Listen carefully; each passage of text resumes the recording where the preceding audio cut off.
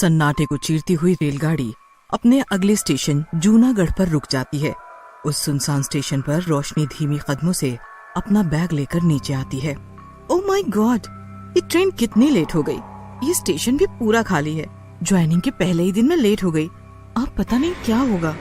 मन ही मन बड़बड़ाते हुए रोशनी स्टेशन से बाहर निकलती है, लेकिन बाहर एक भी रिक्शा या ऑटो मौजूद नहीं था कि तभी उसकी नजर एक ऑटो पर पड़ती है। रिक्शा, ओ रिक्शा वाले भैया, दीनदयाल हॉस्पिटल चलेंगे? मैडम, इतनी रात गए, वो भी अस्पताल में? ना बाबा ना, मैं तो नहीं जाऊंगा। अरे डबल पैसे ले लेना, अब जल्दी चलो। ऐसा कहकर रोशनी जबरदस्ती उस ऑटो में बैठ जाती है। थोड़ी देर बाद वे लोग हॉस्पिटल पहुंच जाते हैं। लो मैडम, आ गया आपका अस्पताल। अब जल्दी से पैसे दे दो, मैं चलूं। रोशनी से जल्दी जल्दी पैसे लेकर ऑटो वाला घबराकर वहाँ से भाग जाता है। अजीब आदमी है। चलो कोई बात नहीं, कम से कम पहुँच तो गए। रोशनी हॉस्पिटल के अंदर जाती है। एक्सक्यूज मी, कोई है क्या यहाँ? जी मैडम, कहिए। मैं रोशनी, आज मेरी ज्वाइनिंग थी। एक मिनट मैम, मैं चेक करके बताती हूँ। हॉस्पिटल की डायरी में रोशनी का नाम चेक करते हुए वो रिसेप्शनिस्ट अजीब तरीके से घबराने लग जाती है और डरते हुए बोलती है, मैडम आज आपकी ड्यूटी मुर्दाघर में है। तो इसमें इतना घबराने की क्या जरूरत है? आप प्लीज मेरा सामान मेरे रूम में रखवा दीजिएगा। ऐसा कहकर रोशनी मुर्दाघर की तरफ बढ़ने लग जाती है। जैसे जैसे रोशनी उस मुर्दाघर की तरफ बढ़ती जाती है, उसे अपने पीछे किसी और के कदमों की भी आवाज सुनाई देती है, लेकिन पीछे मुड़ने पर वहाँ कोई नहीं होता। रोशनी को ये सब कुछ थोड़ा अजीब तो जरूर लगता है, लेकिन फिर वो इस बात को इग्नोर करके आगे बढ़ती है। रोशनी के पहुँचते ही अपने आप ही उस मुर्दाघर का दरवाजा खुल जाता है। लगता है हवा से अपने आप दरवाजा खुल गया। उस मुर्दाघर में सन्नाटा पसरा हुआ था। चारों ओर सिर्फ लाशें ही लाशें थी। अचानक पीछे से उसे किसी बूढ़े आदमी की आवाज आती है। कुछ चाहिए क्या मैडम? मेरा नाम रोशनी है, मेरी आज ही ज्वाइनिंग हुई है और इस मुर्दाघर में मेरी ड्यूटी पड़ी है। इसके बाद वो उस बूढ़े आदमी से सारी डिटेल्स लेने लग जाती है। वो बूढ़ा आदमी बिना पलक झपके उसे सारी जानकारियाँ देता चला जाता है। रोशनी को उसका ये बर्ताव अजीबोगरीब लग रहा था, लेकिन फिर वो इस बात पर ज्यादा ध्यान नहीं देती है और अपने काम में लग जाती है कि तभी वहाँ एक नर्स आती है। मैडम, मैं स्नेहा, आपकी असिस्टेंट हूँ। ओके स्नेहा, लेकिन अब मुझे तुम्हारी जरूरत नहीं। उस ओल्ड मैन ने मुझे सारी डिटेल्स दे दी है। आप किसकी बात कर रही हैं मैम? अरे वही, इस मुर्दाघर के केयर टेकर की, जो अभी तो यहीं था। अरे कहाँ गया वो? ये सुनकर वो नर्स घबरा जाती है और जल्दी जल्दी रोशनी को खींचकर उस मुर्दाघर से बाहर ले जाती है। अरे अरे अरे अरे, ये क्या कर रही हो? मैडम, आप अभी नई आई हो, इसलिए आपको नहीं पता। उस मुर्दाघर में एक भूत रहता है। व्हाट? भूत? अरे भूत कुछ नहीं होता। आप इसे मजाक मत समझिए मैडम। उस मुर्दाघर के भूत ने न जाने कितने लोगों की जानें ली हैं। इसके बाद दोनों अपने अपने काम में लग जाते हैं। उधर पीटर जल्दी जल्दी एक लाश को मुर्दाघर में रखने के लिए स्ट्रेचर पर लिए जा रहा था। सारा काम मुझसे ही करवाते रहते हैं। पीटर ये करो, पीटर वो करो। अब इन लाशों को भी मुर्दाघर में मैं ही रखूं। मन ही मन बड़बड़ाते हुए पीटर उस मुर्दाघर के पास पहुंचता है कि तभी दरवाजा अपने आप ही खुल जाता है। ये दरवाजा अपने आप कैसे खुल गया? चलो कोई बात नहीं, मेरा काम तो आसान हो गया ना। पीटर अंदर जाता है, तभी मुर्दाघर की लाइटें अपने आप ही बंद चालू होने लगती है, जिसे देखकर पीटर थोड़ा घबरा जाता है। ये क्या हो रहा है? पहले वो दरवाजा अपने आप खुल गया और अब ये लाइट अपने आप ही बंद चालू हो रही है। कुछ तो गड़बड़ है। भाग पीटर, यहाँ से भाग। जैसे ही पीटर भागने की कोशिश करता है, उस मुर्दाघर का दरवाजा अपने आप ही बंद हो जाता है और वो मुर्दाघर का भूत उसके सामने आ जाता है। बड़ी बड़ी लाल लाल डरावनी आंखें, बदसूरत सा चेहरा और उसकी छाती पर अजीबोगरीब सिलाई के निशान भी थे। कहाँ भाग कर जा रहे हो पीटर? मुझे छोड़ दो, मुझे जाने दो। इतनी आसानी से कैसे जाने दूं?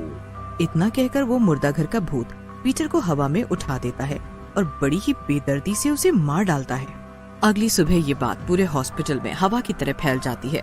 हॉस्पिटल के सभी लोग पीटर की मौत की खबर सुनकर बहुत ही ज्यादा डर जाते हैं। तुमने सुना रोशनी, उस मुर्दा घर के भूत ने पीटर को मार डाला। अरे अरे यार, पता क्या मैंने, वो पीटर ना एक नंबर का पियक्कड़ था, शराब की नशे में खुद ही कुछ लिया होगा। क्या तुम्हें अब भी यकीन नहीं है इस पर? अभी तुम्हारा पाला पड़ा ना उस मुर्दा घर के भूत से, तब समझ। मुझे तो अब भी नहीं लगता कि ये काम किसी मुर्दा घर के भूत का है, लेकिन अगर ऐसा है तो इस बात का मैं पता जरूर लगाऊंगी। बच के, कहीं उसका अगला शिकार तुम ही ना बन जाओ। इसके बाद रोशनी जानबूझकर रात में अपनी ड्यूटी उसी मुर्दा घर में लेती है जिसमें सभी लोग जाने से कतराते थे। उस रात रोशनी थोड़ी घबराई हुई सी मुर्दा घर की तरफ बढ़ती है कि तभी उस मुर्दा घर का दरवाजा अपने आप खुलने लगता है। मुर्दा घर की लाइटें बंद चालू होने लगती हैं। रोशनी को अपने आसपास किसी आत्मा के होने का एहसास होता है। तुम जो भी हो ना, मेरे सामने आओ, मैं तुमसे नहीं डरती, समझे? कि तभी लाइटें ऑन हो जाती हैं और वो मुर्दा घर का भूत रोशनी के सामने आकर खड़ा हो जाता है। ये सब देख रोशनी की हालत पतली हो जाती है और वो घबराते हुए कहती है, कौन हो तुम और क्यों इन बेकसूर लोगों की जानें ले रही हो? मूर्ख लड़की, तुम फिर यहाँ मरने चली आई। मैं मरने नहीं, तुम्हें मारने आई हूँ, समझे? क्या कहा तुम मुझे? हाँ, आज तुम्हारा खेल खत्म। सीधे तरीके से बताओ, कौन हो तुम? वो भूत जोर जोर से हंसने लग जाता है कि तभी रोशनी एक तांत्रिक को अंदर बुलाती है, जिसे देखकर वो मुर्दा घर का भूत बहुत गुस्सा हो जाता है। तो ये तांत्रिक मारेगा मुझे। तभी तांत्रिक अपने झोले में से एक बोतल निकालता है। हाँ, मैं मारूंगा तुझे। बता कौन है तू, वरना तुझे यहीं जलाकर भस्म कर दूंगा। तांत्रिक को यूं मंत्र पढ़ता देखकर उस मुर्दा घर का भूत बहुत ही ज्यादा डर जाता है। नहीं नहीं, रुक जाओ, मैं सब कुछ बताता हूँ। मैं इसी गांव में रहा करता था। हम बहुत गरीब थे। एक दिन मेरी तबीयत बहुत ही ज्यादा खराब हो गई, इसलिए मेरी पत्नी शांति ने मुझे इस हॉस्पिटल में भर्ती करवाया। जैसे तैसे मेरी पत्नी ने पैसे इकट्ठे करके मुझे इस महंगे हॉस्पिटल में भर्ती करवाया था, लेकिन डॉक्टर साहब, मेरे पति कब तक ठीक हो जाएंगे? देखिए, अभी कुछ कहा नहीं जा सकता। आपके पति को हार्ट की बीमारी है, अभी थोड़ा इंतजार करिए। इसके बाद वो डॉक्टर आईसीयू के अंदर जाता है। पागल समझा है क्या? अभी तो इसकी किडनी बेचकर मुझे बहुत सारा पैसा कमाना है, फिर फेंक दूंगा इसकी लाश को हॉस्पिटल के मुर्दा घर में। कुछ दिनों बाद डॉक्टर राव शांति को उसके पति की मौत की खबर बताते हैं। ये सदमा शांति बर्दाश्त नहीं कर पाती और उसकी मौके पर ही मौत हो जाती है। इसके बाद उस लालची डॉक्टर ने मेरी लाश को इसी मुर्दा घर में सड़ने के लिए छोड़ दिया। तब से लेकर आज तक मैं अपनी मौत का बदला हर उस इंसान से ले रहा हूँ जो इस मुर्दा घर में आता है। मैं मानती हूँ तुम्हारे साथ जो कुछ भी हुआ बहुत गलत हुआ, और मैं वादा करती हूँ कि मैं तुम्हारे गुनाहगारों को नहीं छोड़ूंगी। हर हाल में उन्हें सजा दिलवा कर ही रहूंगी। नहीं, मैं कुछ सुनना नहीं चाहता। मैं अपना बदला खुद लेकर रहूंगा। बस, भले ही तेरे साथ जो कुछ भी हुआ वो बहुत ही गलत हुआ, लेकिन तू किसी और की गलती की सजा बेकसूर लोगों को नहीं दे सकता, इसीलिए अब तुझे जाना होगा। नहीं, मैं इस मुर्दा घर को छोड़कर कहीं नहीं जाऊंगा। तू मेरा कुछ नहीं बिगाड़ सकता, समझा तांत्रिक? तो तू ऐसे नहीं मानेगा।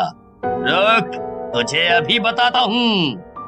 इसके बाद वो तांत्रिक मंत्रों का जाप करना शुरू कर देता है और बोतल के पवित्र जल को उस मुर्दा घर के भूत पर छिड़क देता है। ऐसा होते ही उस मुर्दा घर के भूत की आत्मा तड़पने लग जाती है और हवा की तरह वहाँ से गायब हो जाती है।